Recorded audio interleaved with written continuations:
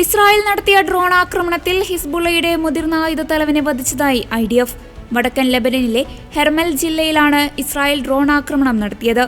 Muhammad Mahdi Ali Shaheen എന്ന തീവ്രവാദിയെയാണ് Israel സൈന്യം കൊലപ്പെടുത്തിയത്. ഇസ്രായേലിനെതിരെ യുദ്ധം ചെയ്യുന്നതിനായി സിറിയയിൽ നിന്ന് ലെബനനിലേക്ക് ആയുധങ്ങൾ കടത്തുന്നതിൽ പ്രധാനിയായിരുന്നു മുഹമ്മദ്.